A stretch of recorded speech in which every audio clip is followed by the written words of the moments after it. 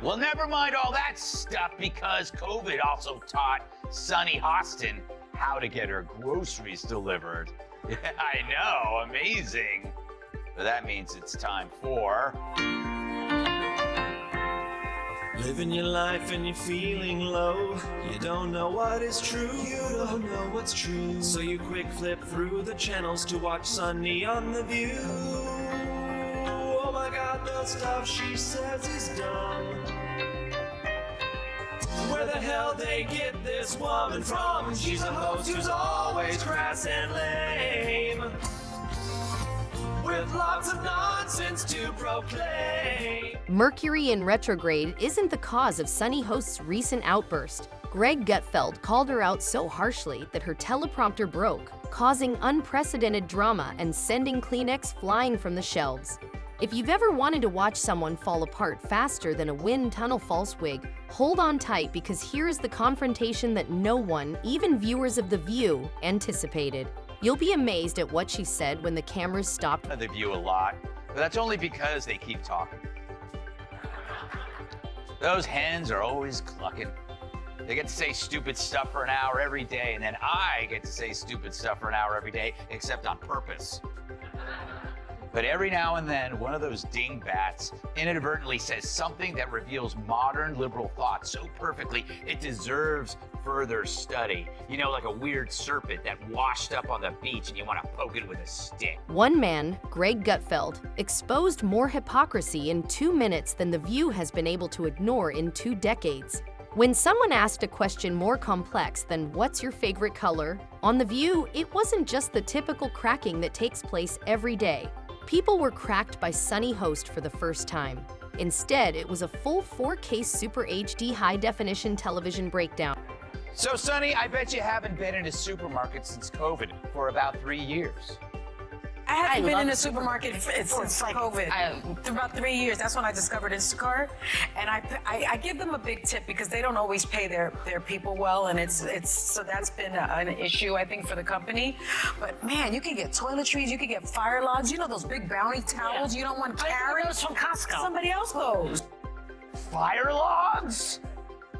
She had to tell the audience that she tips big because even she knows she sounds insufferable. Hey, I'm but at least I tip.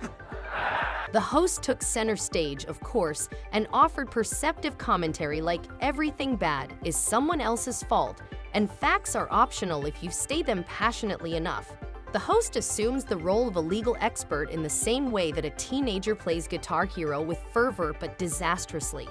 It began like any other Tuesday on The View, which means that the show's beginning was full of the typical group therapy vibe, loud affirmations, back-patting, and a general agreement that they were once again upholding democracy, one ignorant opinion at a time. Hostin's obsession with race gets thrown back in her face. Today's video comes to us from Sunny Hostin. Sounds like a town. We're in Sunny Hostin.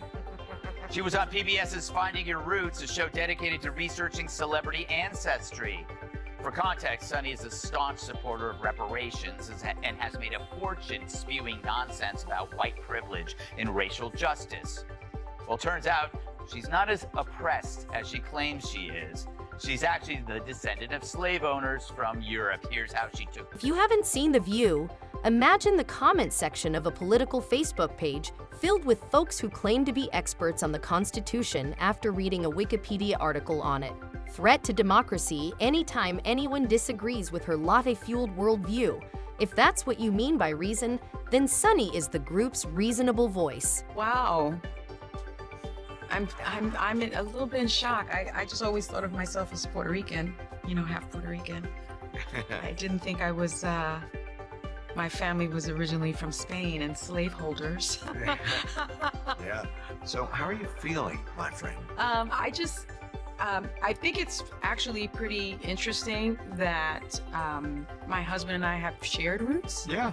So I do appreciate that. And I think it's great for our children to know this information. I guess it's a fact of life that this is how some people made their living, on the backs of others. Fact of life. Interesting change of tune. For more, we go to our chief Sunny Hostin correspondent for a reaction.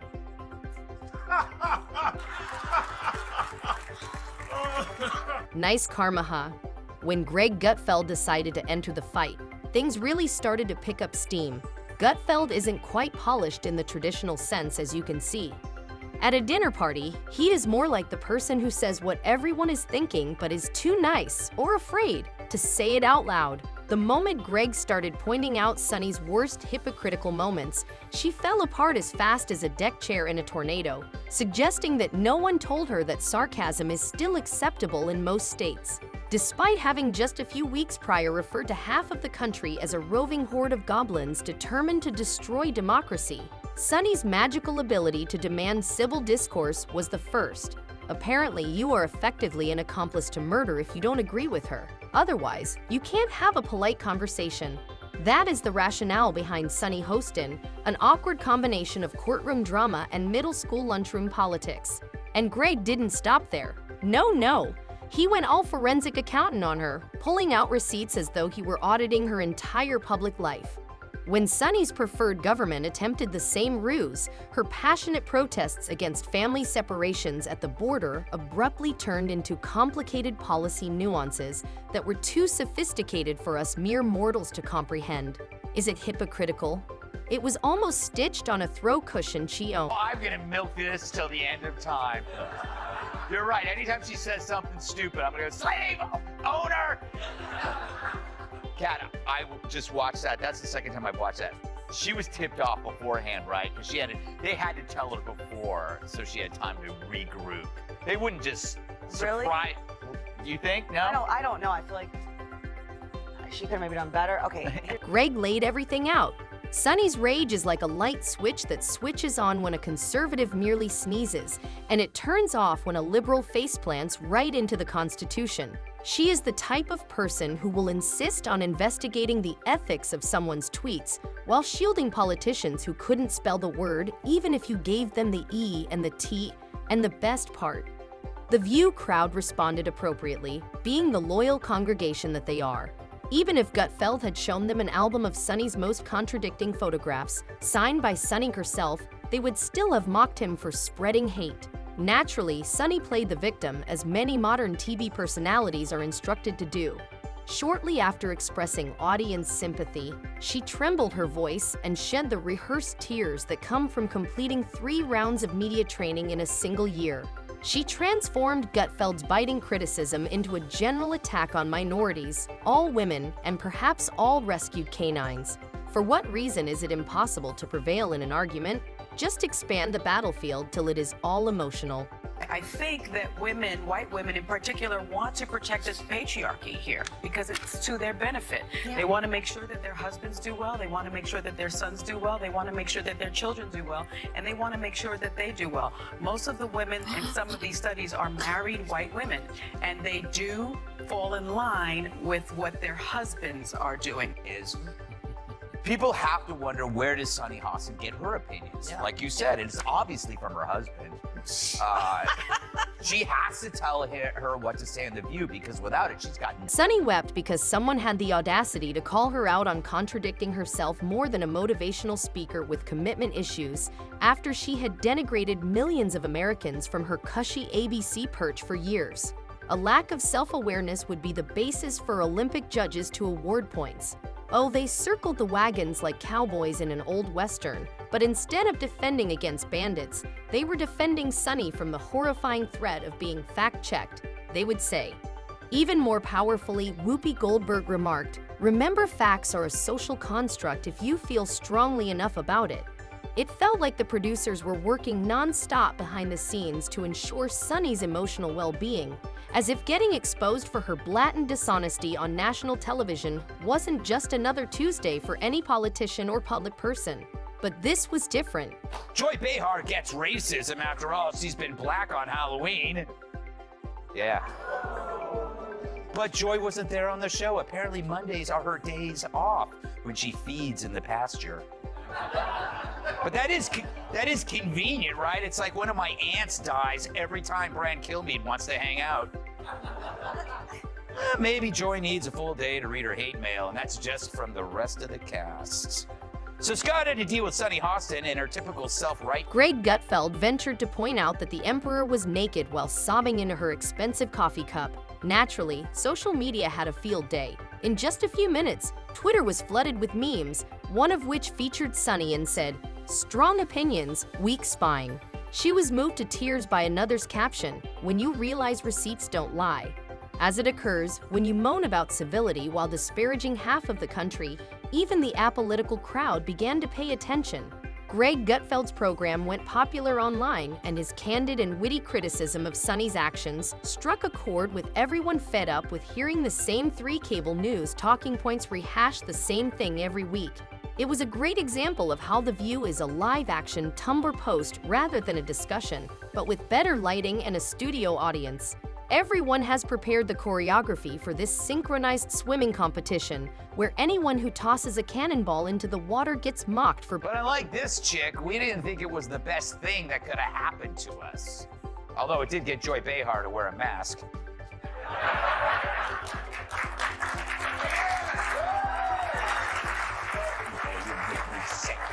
It's funny, her being named Joy is like me being named Ugly. The View's desperate attempt to spin the entire scandal, not about Sunny's hypocrisy, no, made it all the more delicious. Despite the fact that pointing out differences now seems to be a federal hate crime, the intention was to protect women from bullying and to protect them from public attacks. However, in practice, The View is a safe refuge for ideas that have never been challenged by adult discourse. Under the pretense of political analysis, Sunny Hostin and her co-hosts would want to give a daily self-esteem class rather than engage in debate. Even logic and irony collapse like a cheap store as soon as they are brought up in a conversation. Did you watch the whole thing or just the parts that I sent you? I watched it. Obviously, just the parts that you said. Did I watch a whole episode of The View? No woman can do that unless you're stupid. But I have a job. Here's the thing. How can they call themselves progressives when they keep saying that nothing has progressed? Then it's on them. Right. I just wish I could have, what I would have watched if I could, would have been Joy Behar watching that. Yes. And being like, I totally made the right call. It was not an accident that they had him there on her day off. Yes. When she was, presented herself as the, expert on systemic racism. Furthermore, for a modern tragedy to be considered final, it must be rebranded. Sunny began with a moving speech on maturing and having the courage to admit when you're weak. The View's transformation from a full-on indictment of dishonesty and injustice into a therapeutic educational opportunity was truly amazing. Please ignore the fact that I was caught playing Calvin Ball with my own beliefs on live television. This may have been the concept for a new Marvel film. The Gaslighter's Convocation Gutfeld, meanwhile, continued to win with the same arrogant grin that sends the professional incensed into a furious frenzy, but without any resentment or fury.